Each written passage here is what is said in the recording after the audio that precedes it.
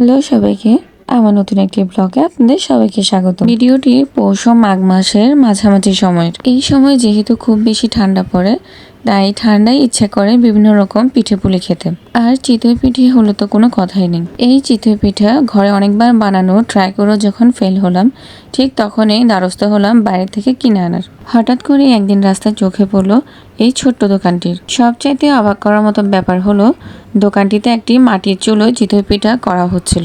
গ্রামাঞ্চলে এই ধরনের মাটির চুলোগুলো দেখা গেলেও শহরাঞ্চলে এই ধরনের মাটির চুলো সাধারণত দেখা যায় না। পিঠা তৈরি করছিল আমাদের দাদুদের বয়সী একজন ভদ্রলোক। পিঠা তৈরি করতে করতে অনেক কিছু নিয়ে তিনি কথা বলছিলেন। পিঠা তৈরির জন্য গোলা কিন্তু তিনি আগে থেকেই তৈরি করে রেখেছিলেন। এই পিঠা তৈরির অন্যতম উপকরণ হচ্ছে চালের গুঁড়ো আর পানি।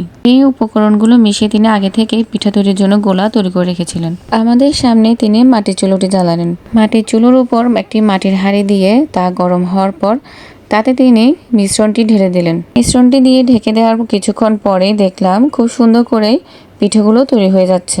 পিঠেগুলো অনেক সফট ছিল, দেখতে যেমন সুন্দর, খেতেও তেমনি ভালো ছিল। চিতই পিঠা কিন্তু বিভিন্নভাবে খাওয়া যায়। খেজুরের রস অথবা কোনো ঝাল ঝাল ভর্তা দিয়েও কিন্তু এই পিঠা খেতে বেশ ভালো লাগে। চিতই পিঠা আপনার কিভাবে খেতে ভালো লাগে তা অবশ্যই কমেন্ট করে জানাবেন।